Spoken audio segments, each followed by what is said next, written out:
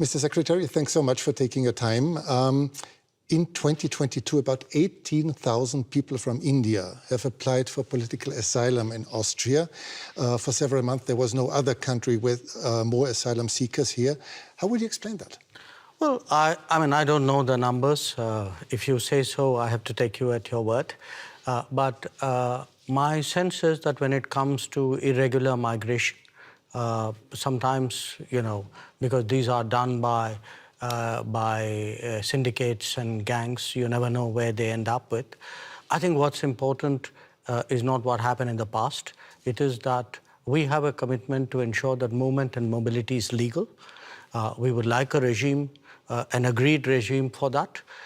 It's good for the global workplace. It's good for the Austrian economy.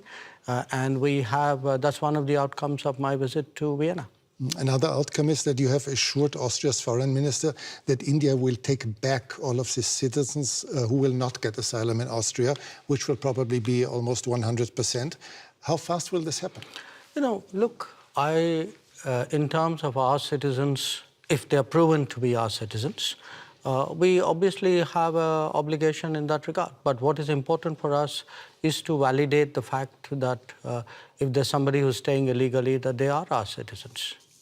If there are citizens, usually we work it out between the governments concerned. I can't give you a time frame on it because it depends on what is the level of proof that is provided for us and what are the preparations on the Austrian side. So you did not agree on a time frame today? No, we didn't. Frankly, we didn't get into that kind of discussion. That is for the immigration people to decide.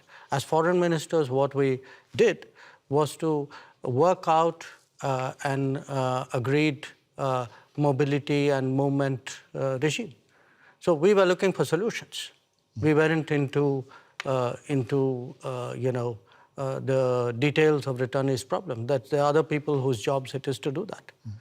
Let's talk about the war in Ukraine. As you are well aware, the whole world noticed that India, as a very influential country, has never publicly condemned Russia's assault and invasion into a neighboring country. Why is that so? Can you really be neutral in a war for which obviously one side bears all responsibility?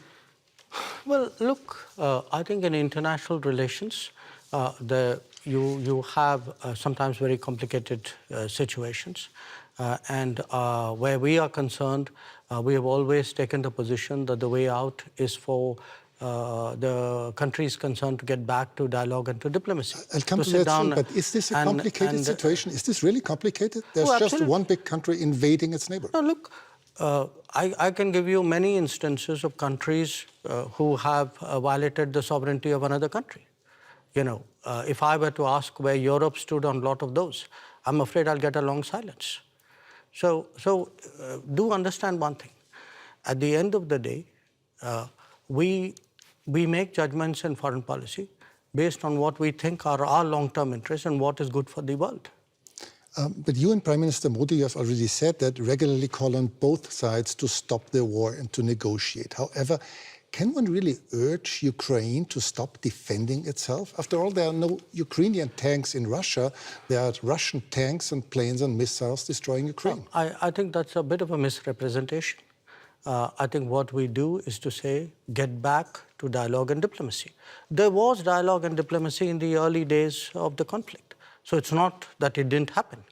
So it's not for us to put conditions and to say this country is equal to that country. That's your judgment. But shouldn't you urge Russia to stop the war? I think we have been very clear that this conflict is not in anybody's interest, including theirs. But you wouldn't say it more explicitly? I'm a diplomat. It is my job to conduct foreign policy which serves my national interests and which serves what I believe is a long-term pathway towards peace and dialogue. Let's talk about India's interests. India does not take part in Western sanctions against Russia, but has increased its imports from Russia 5 times since the war began. By this, are you not helping Moscow? Are you not financing Russia's war? Europe imported in the same period 6 times the energy which India did.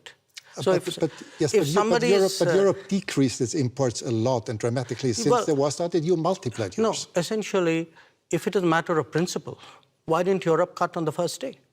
Why didn't we see on 25th of February a complete cutoff of energy imports from Russia? But You can't say it's my principle, but by the way, I will do it by my timing.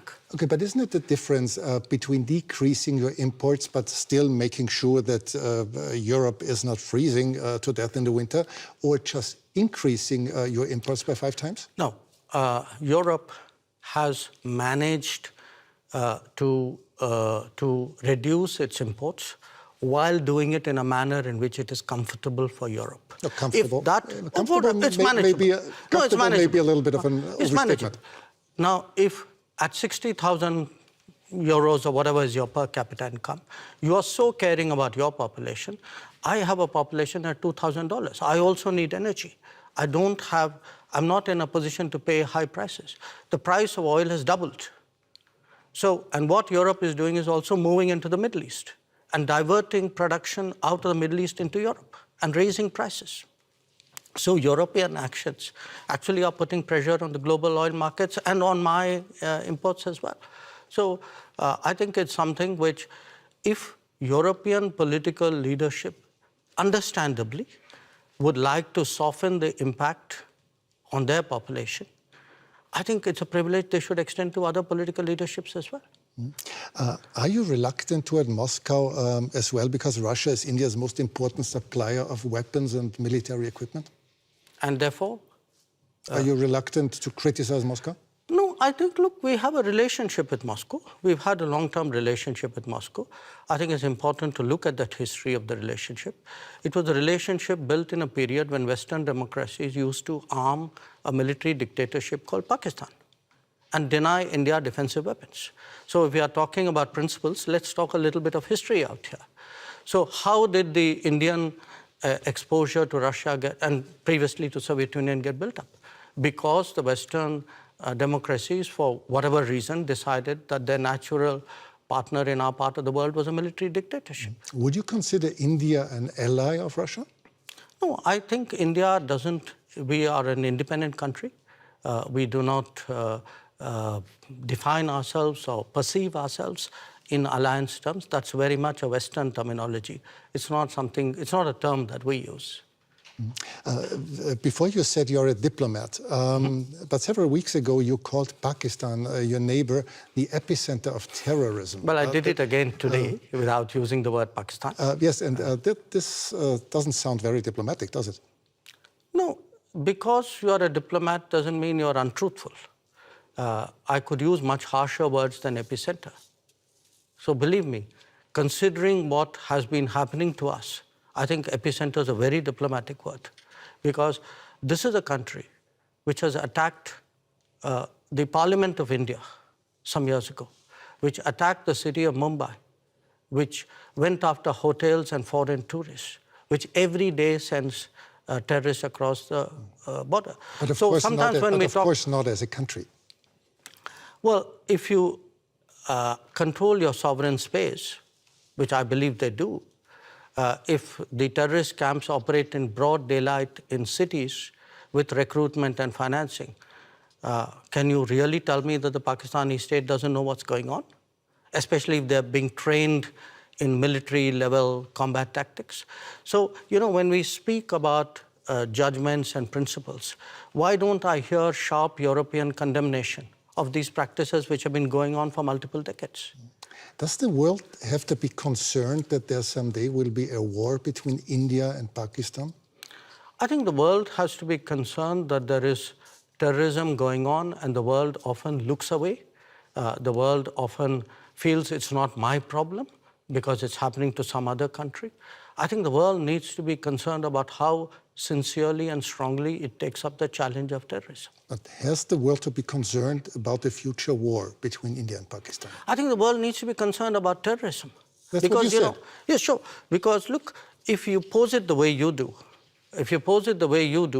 that's like giving a free pass to terrorism, saying, you know, let's worry about the next consequence of it. I am worried about the terrorism. Okay, let's change the subject. You frequently said that India has a very complicated relationship with your neighboring China. Many people around the world are quite concerned that China might, in the near future, intervene militarily in Taiwan. Do you share this concern? I think there's a larger concern which is based on our experiences. The concern is that we had agreements with China not to mass forces in our border areas. And they have not observed those agreements, which is why we have the currently tense situation that we do. We had an agreement not to unilaterally change the line of control, which they have tried to unilaterally do that. So there is, I think, a perception that we have, which derives directly from our experiences.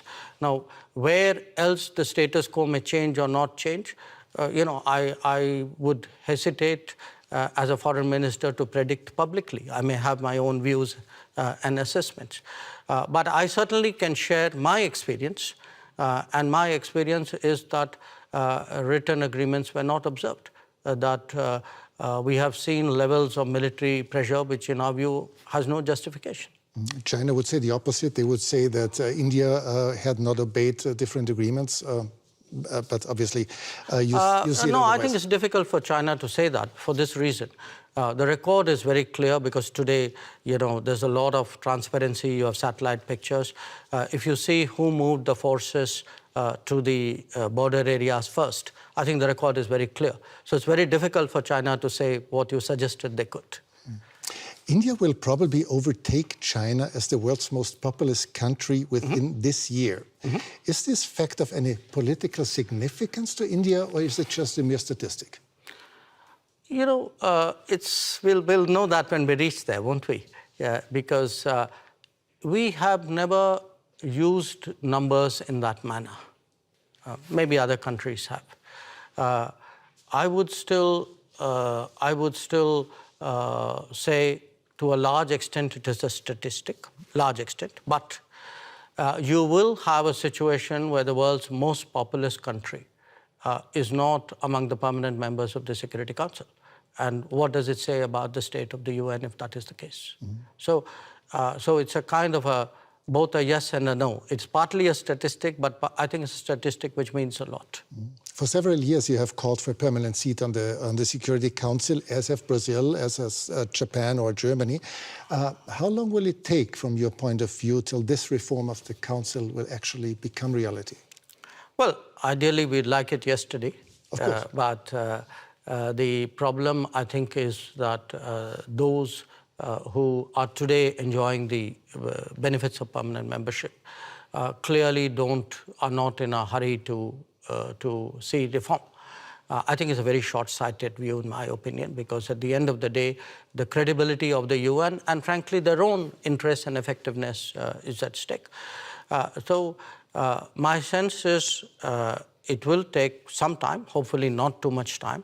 I can see a growing body of opinion among UN members who believe that there must be change. It's not just us. You have entire Africa, entire Latin America left out. Developing countries vastly underrepresented. I think the state of the world, this was an organization invented in 1945. It's 2023. And when you would have to guess for a year when this will happen, what would it be? No, I wouldn't guess, because I know the complexities of this process. It's a tough one. I'd be honest with you. It's a tough one, but I don't think because it's a tough one we should give up. On the contrary, I think because it's a tough one, we should actually up the ante, increase the feeling in wide parts of the world that this reform is absolutely essential. Thanks so much for your time. Well, thank you. It's a great pleasure.